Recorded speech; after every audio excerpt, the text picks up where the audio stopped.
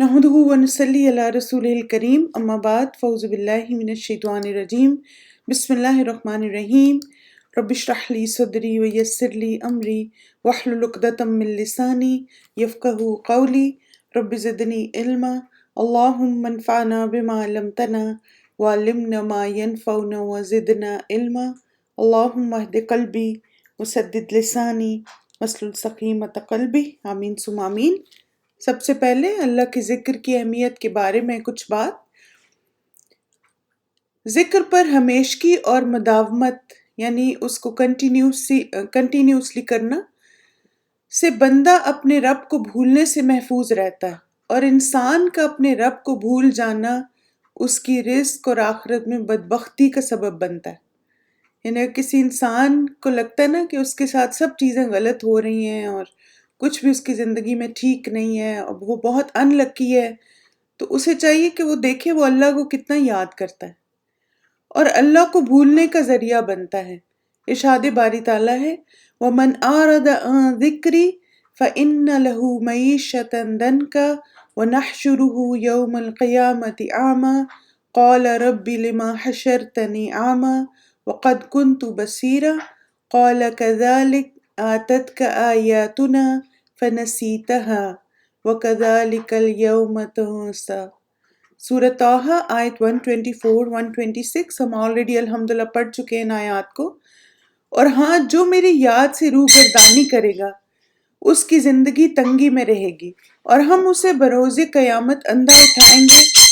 وہ کہے گا الہی مجھے تو نے اندھا بنا کر کیوں اٹھایا، حالانکہ میں تو دیکھتا بھالتا تھا، یعنی دنیا میں تو مجھے نظر آتا تھا۔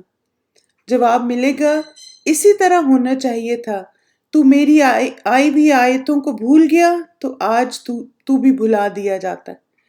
اور پھر جیسے ہم نے تفسیر میں بھی یہ بات سنی تھی کہ معیشتاً ضنکا سے دونوں طرح کی تنگی مراد ہے، ایک تو زندگی میں تنگی، دنیا کی زندگی، اور اس کے علاوہ قبر کی تنگی بھی مراد ہے۔ ابن القیم رحم اللہ آیت کا معنی اس آیت کی ایکسپلینیشن میں فرماتے ہیں، یعنی جس نے میری کتاب سے اعراض کیا، اس کی تلاوت نہ کی اور نہ اس میں تدبر سے کام لیا اور نہ اس پر عمل کیا اور نہ اسے سمجھا، تو اس کی زندگی اور معیشت صرف تنگ و تاریک اور عذاب والی ہوگی۔ یعنی قرآن مجید بھی مراد، اور آپ دیکھیں قرآن مجید اللہ تعالیٰ کا اس کا ایک نام الذکر بھی ہے، تذکیر ہے وہ، اور جتنا انسان قرآن سے کنیکٹڈ رہتا ہے اتنا وہ اللہ تعالیٰ کو یاد بھی کرتا ہے۔ تو اللہ سبحانہ تعالیٰ سے دعا ہے کہ اللہ تعالیٰ ہمیں ہر حال میں قرآن سے جوڑے رکھے اور اس سے جو ذکر و یاد دہانیاں ملتی ہیں ان سے ہم فائدہ اٹھائیں، آمین۔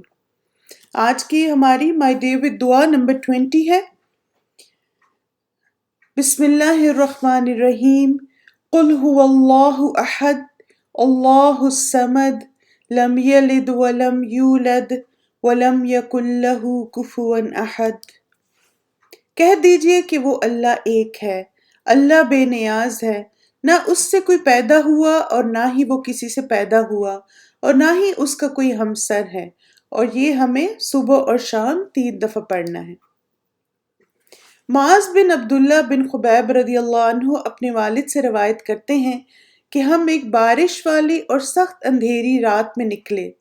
یعنی آپ سوچیں جب رات کو بارش ہوتی ہے نا تو اور زیادہ ایک عجیب سا خوف آتا ہے نا، یعنی ویسے بھی بارش اچھی لگتی ہے لیکن رات کو جب ہو تو ایک انسان خوف سا محسوس کرتا ہے اندھیرے کی وجہ سے۔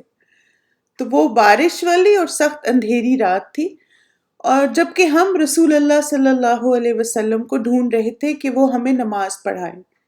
چنانچہ ہم نے آپ صلی اللہ علیہ وسلم کو پا لیا تو آپ صلی اللہ علیہ وسلم نے فرمایا کہو، تو میں کچھ نہ بولا۔ آپ صلی اللہ علیہ وسلم نے پھر فرمایا کہو، تو بھی میں کچھ نہ بولا۔ آپ صلی اللہ علیہ وسلم نے پھر فرمایا کہو، تو میں نے عرض کیا اے اللہ کے رسول صلی اللہ علیہ وسلم میں کیا کہوں؟ آپ صلی اللہ علیہ وسلم نے فرمایا کہو قل هو اللہ احد اللہ الصمد لم یلد ولم یولد ولم یکن لہ کفوا احد، اور معوذتین یعنی قل اعوذ برب الفلق اور قل اعوذ برب الناس۔ صبح اور شام 3 بار یہ کہہ لو تو یہ ہر چیز سے تمہاری کفایت کریں گی۔ یعنی ایک تو آپ دیکھیں رات کا اندھیرا اور ایک وہ جو خوف ہے اس سے بھی محفوظ رکھیں گی، اور ہر چیز سے کیا مطلب ہے، یعنی ہر طرح کے شر اور فتنوں سے تمہیں یہ صورتیں کافی ہو جائیں گی، یعنی ان کا پڑھنا کافی ہو جائے گا۔ ایک اور حدیث اس کے بارے میں آتی ہے، اور یہ حدیث دلیل ہے کہ ان کو نماز کے بعد بھی پڑھنا چاہیے۔ عقبہ بن عامر رضی اللہ عنہ سے منقول ہے، انہوں نے کہا رسول اللہ صلی اللہ علیہ وسلم نے مجھے حکم دیا کہ میں ہر نماز کے بعد معوذات پڑھا کروں، اور معوذات کیا ہیں؟ الاخلاص، الفلق اور الناس۔ اب آپ دیکھیں جب صرف فلق اور ناس آتا ہے تو ہم کیا کہتے ہیں؟ معوذتین، اور جب اخلاص بھی شامل ہو جائے تو وہ پھر معوذات ہو جاتا ہے، ٹھیک ہے؟ تو جب بھی کہیں آپ یہ لکھا ہوا پڑھیں تو آپ سمجھ جائیں کہ اس سے مراد یہ تینوں صورتیں ہیں۔ اس صورت کی اہم بات کیا ہے؟ اس صورت میں انسان توحید، ایمان اور اللہ کے الہ اور معبود ہونے کا خلوص دل سے اقرار کر رہا ہے۔ اور آپ کو پتہ ہے کہ سورہ اخلاص کے 21 نام ہیں، یعنی اتنی جامعیت ہے اس صورت میں کہ علماء کرام نے اس کے 21 نام بتائے ہیں۔ ایک تو سورۃ الاخلاص یعنی توحید کو خالص کرنے والی صورت، انسان کے دین کو خالص کرنے والی صورت ہے۔ سورۃ التوحید یعنی اس سے توحید مضبوط ہوتی ہے۔ سورۃ الاساس یعنی اساس کا مطلب ہے بنیاد یا بیس، تو ہماری بیس کیا ہے؟ ہمارا ایمان، توحید، وہ مضبوط ہوتی ہے۔ اور سورۃ الامان یعنی جو انسان اس سورت کو پڑھتا ہے وہ اللہ تعالیٰ کی امان اور حفاظت میں آ جاتا ہے۔ الحمدللہ۔ اس سورت کے اہم نکات کیا ہیں؟ اس سورت کو دل اور یقین سے پڑھنا توحید کی مضبوطی اور شرک سے لا تعلقی ہونا، یعنی جب ہم کہہ دیتے نا کہ اللہ ہی ایک ہے اور وہی سب کچھ ہے اور اس جیسا کوئی بھی نہیں، تو پھر انسان فوکسڈ ہو جاتا ہے اپنی زندگی میں۔ پرائرٹی میرا رب ہے اور اس کو راضی کرنا ہے، اور اس کے علاوہ میری زندگی میں کوئی اور چیز اتنی اہمیت نہیں رکھتی۔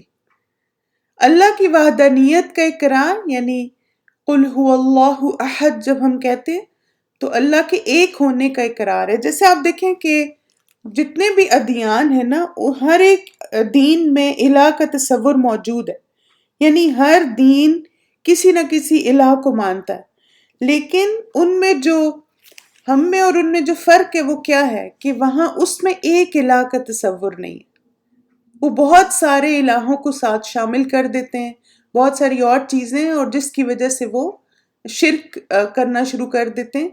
تو ہم کیا یقین رکھتے ہیں اور ہمارا کیا ایمان ہے کہ اللہ ایک ہے، واحد ہے، اسے اپنی مخلوق کو بنانے یا اس کا نظام چلانے کے لیے کسی کی ضرورت نہیں، یعنی وہ اکیلا ہی سب کے لیے کافی ہے، اس کو کسی کی اسسٹنس کی ضرورت نہیں ہے۔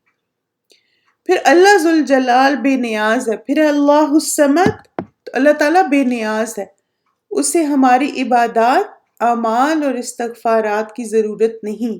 یہ بات ہمیں یاد رکھنی چاہیے کہ اگر ہم عبادت کرتے ہیں، ہم نیک عمل کرتے ہیں، ہم استغفار کرتے ہیں تو اس میں ہمارا ہی فائدہ ہے۔ وہ جیسے ایک حدیث کا مفہوم بھی ہے نا کہ ساری جن و انس اور سب مخلوق مل کے بھی اللہ سے مانگے اور اللہ ان کو دے دے تو اس کی رحمت میں کتنی کمی آتی، جیسے سمندر میں سوئی ڈبوئیں، اور اگر ساری مخلوق نافرمانی کرے تو بھی اس کی رحمت میں کوئی کمی نہیں آتی۔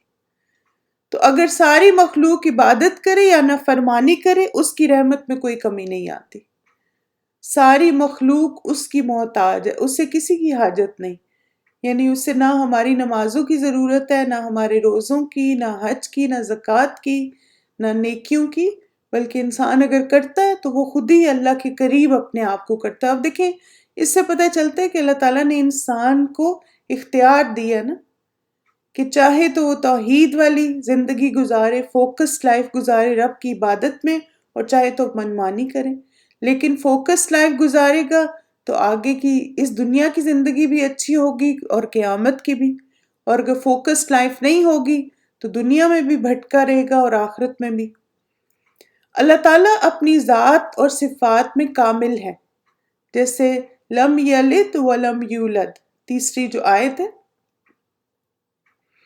آپ دیکھیں کہ نہ تو اللہ تعالیٰ کا کوئی بیٹا ہے، نہ اللہ تعالیٰ کا کوئی باپ ہے، یعنی نہ وہ کسی سے پیدا ہوا نہ اس سے کوئی پیدا ہوا، اللہ تعالیٰ کی کوئی فیملی نہیں ہے، in other words۔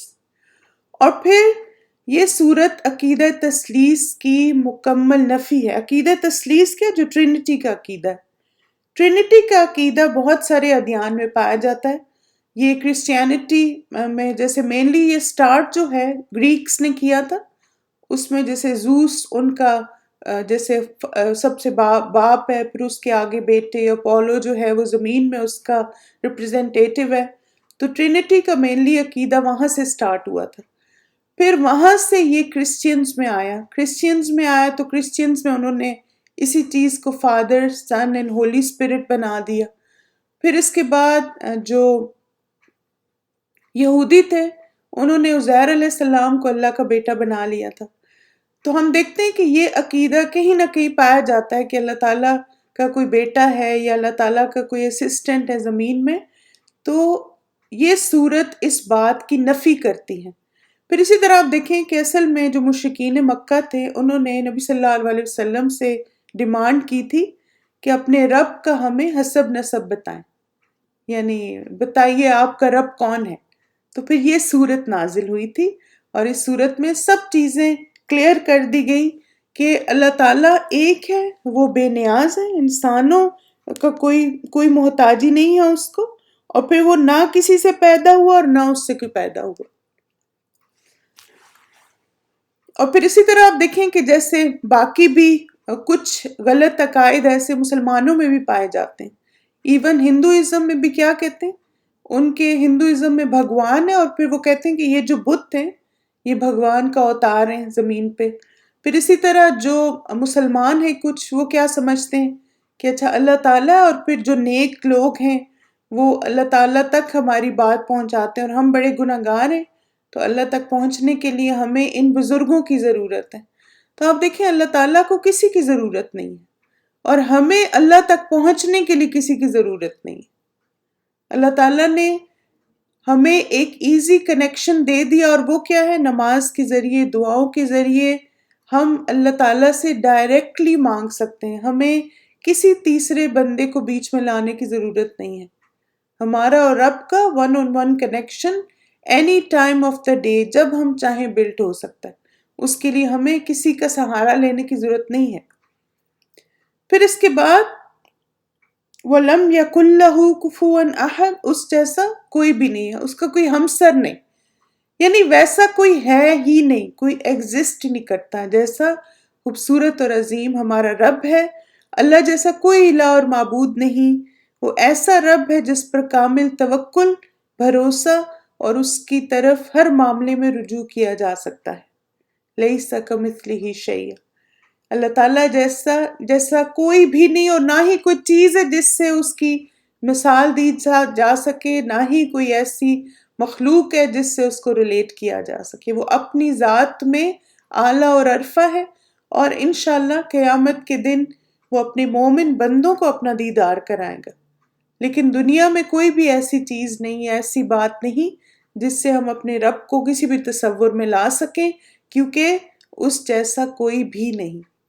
تو ایک کمپلیٹ اور مکمل صورت ہے، اور پھر اس صورت کے بارے میں بہت ساری احادیث ہیں۔ جیسے ماشاءاللہ آپ نے لکھا کہ آپ کو اس صورت سے محبت ہے، تو آپ دیکھیں اس صورت سے محبت کرنا انشاءاللہ جنت میں لے جانے کا سبب بنے گا۔ اور پھر خلوص دل سے صورت کو پڑھنا ہمارے اندر توحید بھی مضبوط کرتا ہے۔ اور اسی طرح ایک دعا ہے جو کہ میں اس میں ایڈ کرنا بھول گئی، لیکن آپ لوگ خود اس کو ایڈ کر سکتے ہیں انشاءاللہ تعالی اپنی ایکسپلینیشن کے لیے بعد میں۔ جو دعائیں آتی ہیں نا کہ جن کو مانگ کے جو دعائیں قبول ہوتی ہیں، تو اس میں ایک جو دعا ہے نا، اللہم انی اسألک بانی اشہد انک انت اللہ لا الہ الا انت الاحد الصمد الذی لم یلد ولم یولد ولم یکن لہ کفوا احد۔ تو اس میں آپ دیکھیں پوری صورت کو ایک طرح جمع کر دیا گیا۔ تو اس دعا کو پڑھ کے کوئی بھی دعا مانگی جائے تو دعا قبول ہوتی ہے۔ ترمذی میں یہ الفاظ آئے ہیں، تو آپ اس کو بھی ساتھ ایڈ کر سکتے ہیں، کیونکہ وہ ایک طرح سے اس صورت کو دعا کی فارم میں اللہ تعالیٰ سے مانگنا ہے. یہ آپ کی جو دعائیں ہیں نا ایاک نستعین، اس میں جو مقبول دعائیں ہیں اس میں یہ دعا آپ کو مل جائے گی، تو وہاں سے آپ پھر اس میں ریفرنس کے ساتھ ایڈ کر لیں. چلیے ماشاءاللہ، گڈ. تو اس کو پڑھ کے آپ کوئی بھی دعا مانگے، کیونکہ اس میں سارے اللہ تعالیٰ کے نام شامل ہیں، تو آپ کی ہر دعا انشاءاللہ قبول ہوگی. چلیں اس کی ڈویژن دیکھ لیتے ہیں. بسم اللہ الرحمن الرحیم، اللہ کے نام سے جو بڑا مہربان اور نہایت رحم فرمانے والا ہے. قل هو اللہ احد، کہہ دیجئے کہ وہ اللہ ایک ہے. اللہ الصمد، اللہ بے نیاز ہے.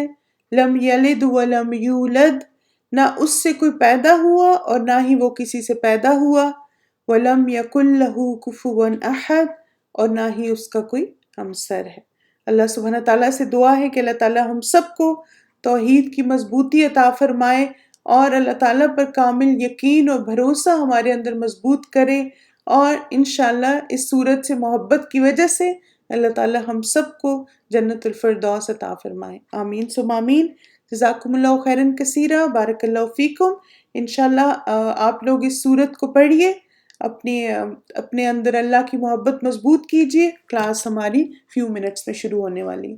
سبحانک اللہم و بحمدک، اشہد ان لا الہ الا انت، استغفرک و اتوب الیک. السلام علیکم ورحمۃ اللہ وبرکاتہ.